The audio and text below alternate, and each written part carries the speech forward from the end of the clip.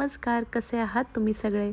तर दरवेळेस मला आहे ना कमेंट येते डिशवॉशरबद्दल काही डिटेलमध्ये व्हिडिओ बनव, म्हणजे डिशवॉशर कसा आहे, काय आहे आणि खरंच गरजेचं आहे का? तर म्हटलं चला आज तुमच्यासोबत सगळेच जे काही डिटेल्स आहेत माझ्या डिशवॉशरबद्दल, किंवा तुम्हाला जर घ्यायचा असेल तर तुम्ही कोणता घेऊ शकता याबद्दल देखील डिटेल्स शेअर करते. कारण कसं होतं, प्रत्येक वेळेस आहे ना आपला असा मोठाच्या मोठा डिशवॉशर आपल्याकडे असतो आणि मग आपण म्हणतो जाऊ दे, थोडीच भांडी आहेत तर हाताने घासू शकतो, किंवा तो ठेवायचा कुठे असा प्रश्न पडतो. तेव्हा तुम्हाला मी एक परफेक्ट असे काही ऑप्शन्स शेअर करते. कारण बऱ्याच लोकांना याबद्दल माहिती नसतं, तर म्हटलं चला मला जिथपर्यंत ज्या काही गोष्टी मला माहिती आहेत ना त्या मी तुमच्यासोबत शेअर करते.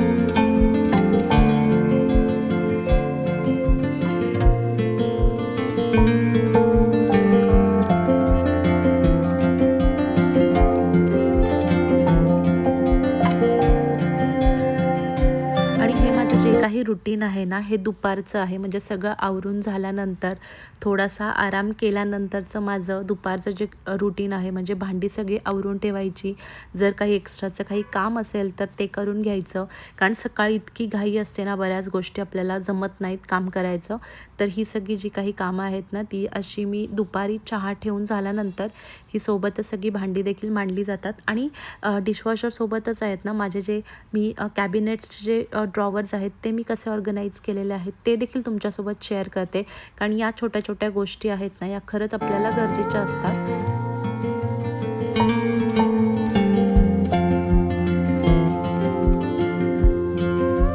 सगळ्यात आधी हा जो डिशवॉशर आहे माझा नाही आहे, ओनरचा आहे. तर तो कोणत्या ब्रँडचा आहे ते शेअर करते.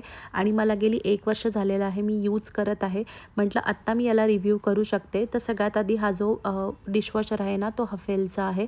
इथे भांडी आपली डिशवॉशरमध्ये निघतात की नाही आणि कोणती कोणती भांडी आपण डिशवॉशरमध्ये धुवू शकतो ते मी शेअर करते. तर सगळ्यात आधी इथे मी तुम्हाला 2 हे जे पातेले आहेत ना ते दाखवलेले आहेत. तर ती दोन्ही पण जी पातेली आहेत ती चहाची होती. आणि एक जे पातेलं होतं ते करपलेलं होतं आणि एक पातेलं जे होतं ते नॉर्मल होतं. तर मी इथे शेअर करते की मी याला न घासता जसंच्या तसं पातेलं डिशवॉशरमध्ये टाकलं होतं. तर जेव्हा पण आपण स्टीलची भांडी जी आहेत ना ती जर करपलेली असतील, काळी पडलेली असतील, थोडंसं चिकटून बसलेलं असेल आणि त्याला न घासता जर आपण डिशवॉशरमध्ये टाकलं तर ते निघत नाही. पण जर तुमचं पातेलं दुधाचं थोडंसंच असं चिकटून राहिलेलं असतं ना ते व्यवस्थित निघतं, करपलेली भांडी निघत नाहीत. तसंच आपली जी काही मिक्सरची भांडी असतात ना ती म्हणजे आपला जो ब्लेड असतो त्या ब्लेडच्या इथे बराच कचरा आपला असं पण हेल्पर जे आहे ना ती व्यवस्थित क्लीन करत नाही. पण याच्यामध्ये तुम्ही इझिली क्लीन करू शकता. त्यानंतर आले आपले चाळण्या, गाळण्या, चहाच्या गाळण्या की ज्या काळ्या पडलेल्या असतात. आणि डिशवॉशरमध्ये आपली ही जी भांडी आहेत ना ती नवीनच्या नवीन चमकतात. आता हे बघा, हे ही जी पळी आहे ती भाताची होती आणि सुकलेली होती. सुकल्यानंतर जर तुम्ही त्याला भिजत नाही ठेवली ना भांडी तर ती निघत नाही. तुम्हाला व्यवस्थित भांडी ओली ठेवायची आहेत आणि त्यानंतरच तुम्ही डिशवॉशरमध्ये लावली तरच ती निघतात. त्याचं एक एक्झाम्पल ठेवण्यासाठी मी तुमच्यासोबत ही जी पळी आहे ना ती मी तशी तशी डिशवॉशरमध्ये टाकली होती. आणि तुम्ही नेहमी मला म्हणता की तुझी भांडी एवढी कशी काय चमकतात, तर त्याचं हेच रिझन आहे. डिशवॉशरमध्ये एक लिक्विड लागतं. ते जे लिक्विड आहे ना ते भांड्यांवरचं जे शाईन आहे ना ते मेंटेन ठेवतं. आणि त्यासोबतच आपली जी काही भांडी आहेत ना ती नवीनच्या नवीन दिसतात. जसं की मी तुम्हाला माझा हा जो सेक्शन आहे तो दाखवते आहे. आणि अजून एक गोष्ट, डिशवॉशरमुळे काय होतं, आपल्या भांड्यांना आपली रोज रोज घासणी लागून आहेत ना भांड्यांवरती स्क्रॅचेस पडतात आणि त्यामुळे पण आपली भांडी थोडीशी अशी जुनी झाल्यासारखी दिसतात. तर त्याच्यामुळेच माझी ही जी कढया आहेत ना ज्या मला 2 ते 3 वर्ष, म्हणजे 3 वर्ष तर झालेच असतील वापरत आहे, पण ती नवीनच्या नवीन दिसतात. त्यानंतर कोणती कोणती भांडी वापरली जातात, तर पितळेची भांडी, नॉनस्टिक, कास्ट आयरनची जी भांडी आहेत ना ती मात्र डिशवॉशरमध्ये आपण कधीच टाकू शकत नाही. ती भांडी आपल्याला हातानेच घासायला लागतात. डिशवॉशर हा काचेच्या, स्टीलच्या भांड्यांसाठी एकदम परफेक्ट आहे. कुकर पण जनरली कुकरची जी लीड आहे ना ती डिशवॉशरमध्ये टाकत नाहीत. पण मी त्याचं जे आपलं शिट्टी असते ती सेपरेट करून कुकर पण माझा जो आहे तो मी डिशवॉशरमध्येच क्लीन करते. अजून तर त्याला काहीच झालेलं नाही आहे. त्यानंतर कढईला आपले हे जे स्क्रू लावलेले असतात ना, तिथे आपली कढई खूप काळी पडते आणि मागच्या बाजूने तर जनरली कुठली हेल्पर क्लीन करत असेल त्याच्यामुळे आहेत ना, त्याला जे तेलकट डागांनी ते काळी पडून जाते. तर तसं मात्र डिशवॉशरमध्ये कधीच राहत नाही, कारण ती कॉन्स्टंटली गरम पाण्यामध्ये क्लीन होत राहत असते ना, त्याच्यामुळे त्याला कधी तेलकट डाग लागत नाही, कधी तुपकट डाग लागत नाहीत. स्टीलची जी भांडी आहेत किंवा प्लेट्स आहेत काचेच्या, त्या बघा एकदम नवीनच्या नवीन राहतात, कारण त्याच्यावरती कधी स्क्रॅचेस पडत नाहीत किंवा काहीच नाही.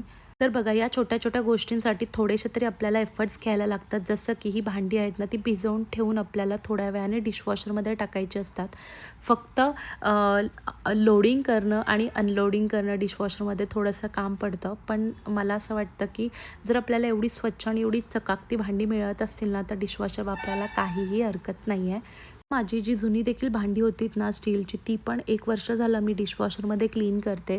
तर त्या क्लिनिंग सायकलमुळे, त्या गरम पाण्यामुळे, त्या डिशवॉशरच्या डिटर्जंटमुळे आणि त्या लिक्विडमुळे भांड्यांची जी चमक आहे ना, ती माझ्या भांड्यांची परत आलेली आहे. तर त्याचं एक सुंदर एक्झाम्पल मी इथे तुम्हाला या कॅबिनेटमधली सगळी जी भांडी आहेत ती दाखवते. सगळी भांडी इतकी छान निघतात. त्याच कॅबिनेटमधला एक माझं नॉनस्टिकचं जे भांडं आहे ते मी एकदा डिशवॉशरमध्ये चुकून टाकलं होतं, तर ते पूर्ण पांढरं झालं होतं. सो नॉनस्टिकची भांडी डिशवॉशरमध्ये कधीच टाकू नये. आता त्यानंतर सगळ्यात महत्त्वाचं म्हणजे प्रश्न येतो तो म्हणजे डिशवॉशरच्या साईजचा. तर आत्ता मी फ्लिपकार्टवरती एकदम कॉम्पॅक्ट साईजचे डिशवॉशर बघितलेले आहेत. जेव्हा पण मी ते बघते ना, तेव्हा ते आउट ऑफ स्टॉक असतात. आणि हां, असं काही नाही आहे की डिशवॉशरची जी प्राईज आहे ती 50,000 ते 60,000पर्यंत पडते. आता मी फ्लिपकार्टवरती 15,000 ते 20,000पर्यंत देखील डिशवॉशर बघितलेले आहेत, ज्याची साईज आहे ना थोडीशी छोटी. म्हणजे आपली 3 ते 4 माणसांचं जी भांडी असतात ना एका टायमाची, ती आपण त्या डिशवॉशरमध्ये क्लीन करू शकतो. एवढ्या साईजची देखील मी डिशवॉशर्स बघितलेले आहेत आणि खूप कॉम्पॅक्ट साईज आहे. तर ते तुम्ही तुमच्या डेली वापरामध्ये ओट्यावरती जरी ठेवलं ना, तरी देखील तुम्ही त्याचा यूज करू शकता.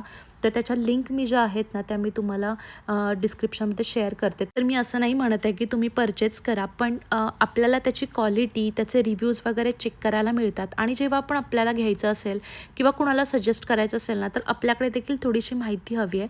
सो त्यासाठी तुम्ही नक्की ते जे काही वस्तू आहेत, म्हणजे ज्या काही डिशवॉशर्स मी तुमच्यासोबत शेअर करणार आहेत, ते जनरली आउट ऑफ स्टॉकच असतील, पण तरी रिव्ह्यूज चेक करण्यासाठी तुम्ही नक्की बघू शकता. 15,000 ते 20,000पर्यंत जर एखादा डिशवॉशर मिळत असेल आणि खरंच आपल्याला गरज असेल ना, तर मी म्हणेन की तो तुम्ही त्याच्यामध्ये इन्व्हेस्ट करू शकता. कारण आपला इतका पैसा आणि आपली इतकी मेहनत वाचते आपली. जर तुम्हाला देखील माझ्यासारखं भांड्यांचं वेड असेल ना, तर तुम्हाला तर नक्कीच ते आवडतील. कारण आपल्याला असं वाटतं की आपली भांडी कधी जुनी होऊ नये. आपल्याला जसे नवीनच्या नवीन भांडी चमकते अशी मिळाली तर इतकं छान वाटतं. तर तसं असेल तर तुम्ही नक्की 15,000 ते 20,000पर्यंत इन्व्हेस्ट करू शकता. तर बघा, मी तुम्हाला माझ्या सगळ्या कॅबिनेट्समधली भांडी दाखवलेली आहेत. 1 वर्ष झाले डिशवॉशरमध्ये क्लीन होतात. तर त्यांची जी चमक आहे ना, ती जशीच्या तशी आहे. आणि बघा, मी म्हणजे सोबतच तुम्हाला माझे जे कॅबिनेट्स आहेत त्याचे देखील कसे मी ऑर्गनाईज केलेले आहेत, कशा पद्धतीने तुम्ही ठेवू शकता, ते देखील शेअर केलेलं आहे.